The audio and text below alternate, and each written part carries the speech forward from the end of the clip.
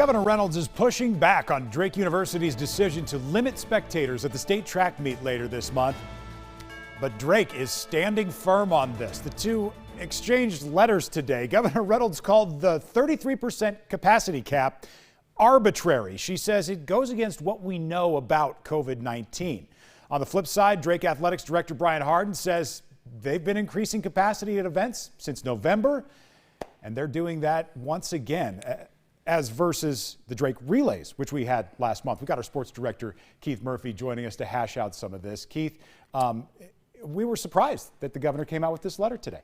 I was kind of surprised too, although I am well aware of how frustrating many people find this, because I've heard from many of those parents. Firsthand, yeah. I have heard from these families, although this is a significant step up from the Drake Relays, and I think what the Drake Relays, what they heard repeatedly was each athlete should be able to have 2 tickets, like we saw back in basketball season when they started giving each athlete 2 tickets, and that was tough for some athletes. There are step parents, grandparents, aunts and uncles, brothers, sisters who also want to go, but that was the pattern people got used to.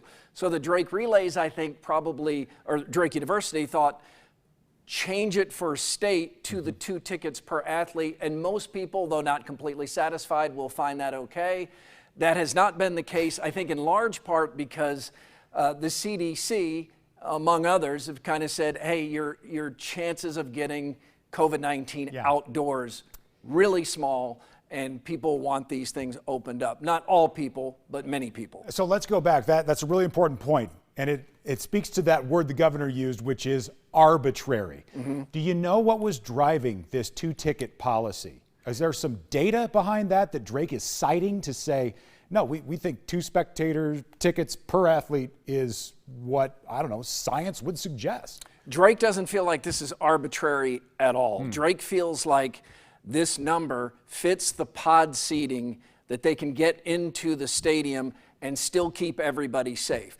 So it is not arbitrary in Drake's opinion. This is as many people, 33%, as Drake feels it can get into the stadium and still maintain the social distancing, which Drake University thinks is still responsible at this point, even as things loosen up. Many people disagree with that. They feel like outdoor event, masks aren't needed unless you're on top of each other, and really at state track, people are not, for the most part, on top of each other. The finish line can get kind of crowded in the stands in a normal year, but most of the rest of the stadium is not like jammed in like this. We know all of you are watching this at home, and you're probably forming opinions about this one way or another. It should be pointed out that the CDC's recommendation is that vaccinated people who are fully vaccinated, can take the masks off outdoors. That does not extend, according to the CDC, to people who aren't vaccinated. And how would you know who's walking into Drake Stadium? You would not know. I think that people who feel like it needs to be opened up, they have reached the point where they're like, look,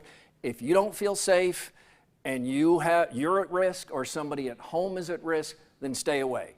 Don't go to the stadium. Be safe, be smart. But for the rest of us, let's get back to the stadium. Let's open it up. Let's get it more back to normal. And by the way, the least at risk people in all of this are probably the participants, because high school age have been shown to have a really extremely low chance of getting sick from COVID-19. There have been, of course, exposures and positives. But this is, as you know, a very divisive topic.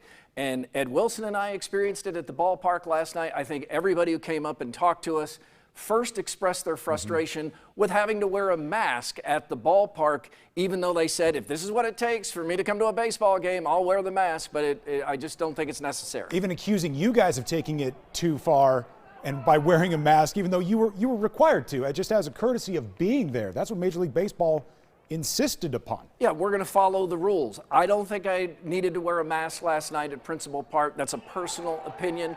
But in order to go into the Iowa Cubs stadium, go into Principal Park, the Iowa Cubs say it is required. I understand that. I'm going to follow the rules. And I understand why the Iowa Cubs are following the rules, because Major League Baseball says they have to have masks. Now, in some ways, it does feel kind of silly at times. Sometimes it does feel like it's just optics, Dan, because you can buy a bag of peanuts, take an hour and 15 minutes to eat one peanut at a time, and keep your mask There's off. no mask for a whole hour. I had a in that friend last night circumstance. told me I bought a 24-ounce beer because I knew it'd take me about 45 minutes to drink it. That's 45 minutes without a mask on. So some people do feel like this is theater, but others, like Drake University, is sincere about feeling like it is going to be cautious when it comes to the pandemic. Sports Director Keith Murphy making some sense out of the situation we're all in. We're back with more on the news at 4. Ed's full forecast right after this.